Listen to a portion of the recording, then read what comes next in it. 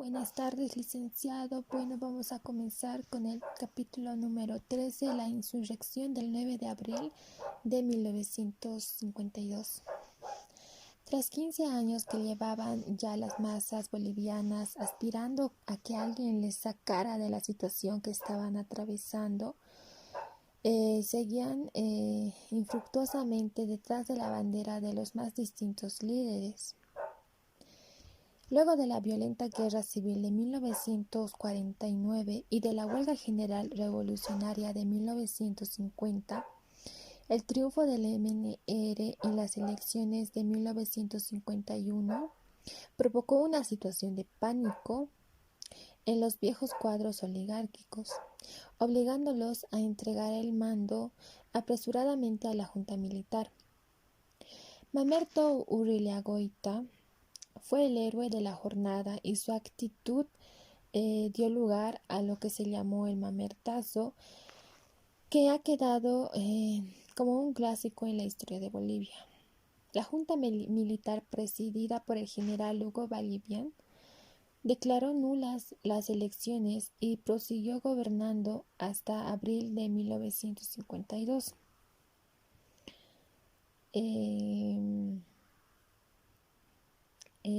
El ministro de Gobierno y el general Antonio Seleme habían dispuesto a derribar al general Ballivián, poniendo como condición el precio de siempre, la presidencia de la República. El hecho debía realizarse como un golpe palaciego y casi subrepticio. Fue así que un domingo, un 6 de abril, se recuerda a los dirigentes del MNR. El 8 de abril, Seleme entregó algunas armas para miembros del MNR y preparó el levantamiento, movilizando a los carabineros que dependían de él. Mientras tanto, se presentó ante Ballivián, que ya sospechaba de sus actividades, y le juró fidelidad hasta las lágrimas. Era la centésima vez que esa comedia se repetía en el Palacio Quemado de La Paz. En la madrugada, miembros del MNR y efectivos del cuerpo de carabineros salidos a la acción se apoderaron de varios edificios públicos importantes de la ciudad. Comenzaron a patrullar las calles y a las 6 de la mañana la radio Limani anunciaba solemnemente el triunfo del levantamiento.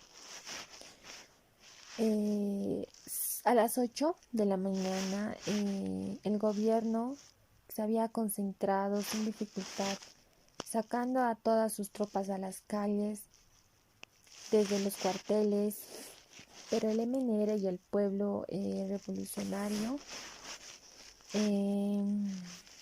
se organizaron en grupos de combate y a cada ataque militar pusieron breve resistencia. En cada bocacalle había un frente de batalla que detuvo el avance militar. El comando militar del gobierno y el jefe del Estado Mayor habían llamado a todas las unidades de las guarniciones próximas, como ser de Corocoro, de Huaqui, de Achacachi, de Viacha, de Oruro y de Chayapampa. Mientras tanto que el pueblo había asaltado el arsenal militar de la Plaza Antofagasta para procurarse armas y para seguir la lucha sin desfallecimientos. Por la noche, ante la resistencia de las tropas del ejército que parecían llevar la mejor parte y la proximidad de los refuerzos de las guarniciones militares vecinas que estaban por llegar, el jefe de la insurrección, Seleme, juzgó la situación perdida y dio órdenes de retirarse a los oficiales. El planteamiento que iba a hacer Siles era de proponer la organización de un gobierno mixto formado por el ejército y por el MNR, pero el general Torres Ortiz contestó que no estaban dispuestos a llegar a tratar con subversivos mientras estos no depusieran incondicionalmente las armas, que si no se los daban a las 6 de la mañana del día siguiente, iban a bombardear la ciudad de La Paz y la ciudad del Alto. Prácticamente todas las calles de la ciudad de La Paz estaban intransitables, ya que en cada calle había fuego. Centenares de ciudadanos, de hombres, de niños, de mujeres, perdieron la vida. Perdieron la vida en aquellas horas de heroísmo que mediaron entre las 10 de la mañana del 10 de abril y de las 2 de la tarde, en que las fuerzas militares trataron de reforzar el ingreso al centro de la ciudad y las milicias revolucionarias. Las fuerzas sentidas del ejército desfilaron por la ciudad de La Paz, custodiadas por las milicias revolucionarias que encabezaban el Comando Obrero. 3 días de batalla, fue 3 días de batalla con las cuales terminaron con el triunfo completo de la masa popular. Los documentos sobre la Revolución de Abril han sido publicados hasta el momento, ya que eso permite afirmar que los cuadros dirigentes del MNR, en su gran mayoría elementos de derecha, por su origen social, cifraban sus esperanzas en derrocar al gobierno de Boliviano en un simple golpe de fuerza. Las masas habían ganado la vía pública y se movían de acuerdo a ideas políticas ajenas al ideario movimentista. Pero el 15 de abril llegó a La Paz Víctor Paz Estenssoro, que había estado desterrado en Buenos Aires y a su vez se instaló en el Palacio Quemado como presidente constitucional. Él tenía mucha seguridad cuando dijo desde un balcón del palacio que el pueblo de Bolivia había cumplido una hazaña, que estos momentos es comentada con admiración por todos los países de la América India. Bolivia había hecho respetar su voluntad y tomando las armas que estaban antes al servicio de la oligarquía, se trabó en la lucha heroica. Mientras tanto, crecía día a día la tremenda marea popular, en la cual radicaba todo el poder fundamentado en las armas, poder que había levantado a los dirigentes del MNR, en el que hasta ahora estaban colocados en el Palacio Quemado. Las turbas armadas desde el primer día se preocuparon en el Palacio Quemado, montando guardia en la puerta principal. Estaban colocados en la puerta principal, en las escaleras y en los pasillos. La Revolución de Abril se hace posible por existir un frente ciertamente que no se expresó de las clases oprimidas, donde el cual y en el terreno de los hechos el proletario se colocaba a la cabeza. El levantamiento victorioso del 9 de abril no fue realizado exclusivamente por un solo partido. Junto a la clase obrera y a los militares del MNR sino que había luchado todo el pueblo boliviano. Por su parte, el POR trotsquista expresaba y decía que el periodo revolucionario que se iniciaba el 9 de abril había sacudido las capas más bajas y más amplias de las clases sociales explotadas de la ciudad y del campo. Mientras tanto, la marea popular, que día a día se intensificaba, se manifestó correctamente con la formación de la Central Obrera Boliviana, la famosa COP, surgida el 17 de abril de 1952, como derivación de la tesis de Puliacayo.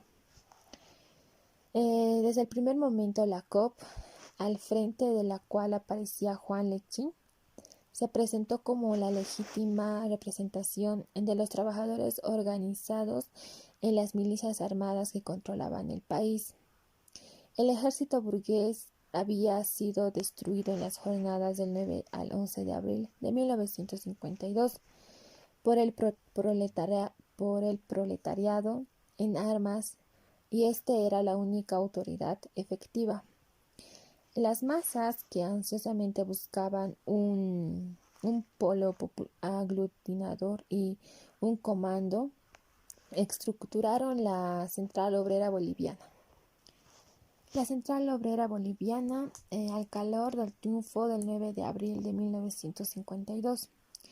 Los explotados reconocieron a la COP como la única dirección. El nacimiento de la COP demuestra que el proletariado, a través de su actividad diaria, se encaminaba hacia el control estatal.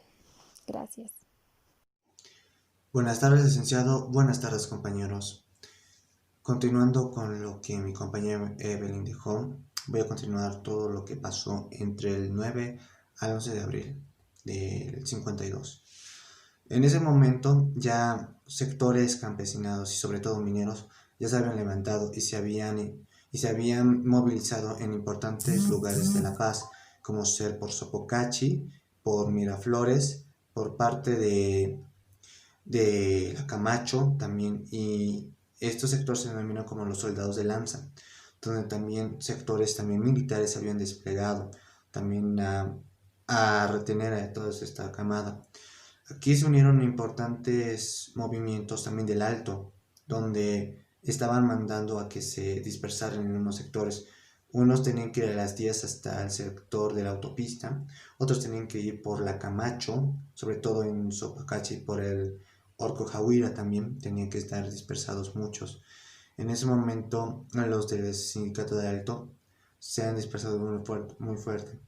También aquí se llevaron muchas vidas muy muertas porque los militares lanzaron pues municiones muy de alto calibre, como ser, digamos, morteros, ametralladoras y dinamita, con lo cual estaban ya bombardeando a todo movimiento, donde muchos han fallecido y según civiles estaban ya agonizando, pidiendo agua.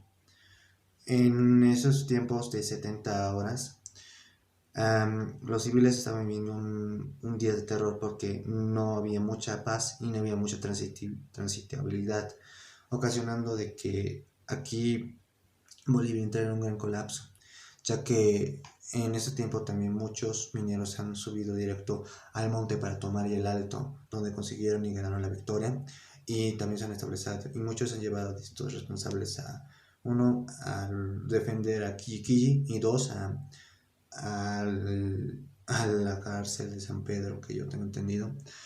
Y estos obreros también se han desplegado en la ciudad del Alto, donde ahí también estaba muy fuerte presencia militar y estaban bombardeando también. En otras palabras, los militares sin piedad han bombardeado todo esto.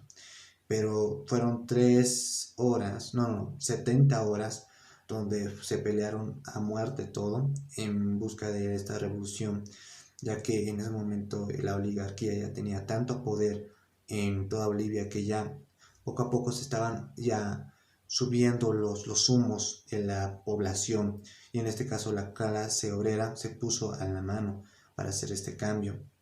Pasado después de estos tiempos ya se han dispersado muchos sectores y ya han acabado poco a poco, y han limpiado pues todo de esto del sector enemigo, han limpiado todos los sectores, en este caso en Miraflores y en Sopocachi. Después esta batalla se trasladó un cacho a Oruro, ya que también estaban ya presionando ahí parte del ejército ya en este momento. Y con esto ya fue poco a poco, ya fueron tomando de territorio el sector obrero y sobre todo minero, estaba ya tomando mucho territorio y mucha fuerza en estos tiempos para ya dar el siguiente paso junto con esa vez el MNR. Así que se podría decir que, como describe aquí los héroes de la hazaña, y leyendo textualmente la última parte que dice muy interesante, el héroe de la hazaña, el protagonismo de tan estupenda gesta es el pueblo boliviano. El mismo pueblo enfermo que dijeran el autor en su libro Pueblo Enfermo, hace 20 años atrás, ¿no? También relata todas las condiciones muy lamentables y como los sectores mayormente campesinados eran muy olvidados e incluso eran utilizados para propios beneficios. Muchas gracias. Bolivia, al calor del triunfo del 9 de abril de 1952 en la primera etapa de la revolución, bajo el acicate de los acontecimientos, rompe el marco puramente sindical e incursiona con osadía en lo político. En los primeros meses de la revolución, la COP contaba con fuerzas armadas, las milicias armadas de obreros y campesinos. El armamento de los trabajadores se inició como milicias sindicales. Los mitines eran imponentes desfiles de obreros y campesinos armados. Los obreros se contaban de que las fábricas y las minas debían convertirse en trincheras de las revoluciones. Estaban seguros de que sus milicias deberían convertirse en la única fuerza armada.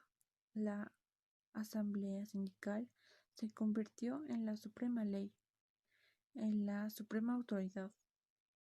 Las milicias armadas de los campesinos imponían sencillamente las decisiones de los comandados sindicales que, que de la vida diaria de los habitantes, producto de la espontaneidad. Los sindicatos campesinos alargaban su omnipotencia de las monstruosas asambleas de los moradores de una región, a diferencia de lo que era norma en el pasado. Los explotadores del campo después de abril de 1952 se orientaron firmemente a buscar la alianza con el proletariado y concluyeron reconociendo su autoridad política. La Central Obrera Boliviana, al incorporar el sindicalismo campesino en su seno, no hizo otra cosa que dar expresión organizativa a la alianza de dos clases y para orientarla a pesar de cualquier primera desconfianza que pudiera haber tenido, estaban ahí los partidos que consideraba más extremo, confirmándola en ese juicio, y ahí estaban también los ministros obreros en un número de 3 a 4 representando en el gobierno del MNR a la COP y que consideraba sus propios representantes.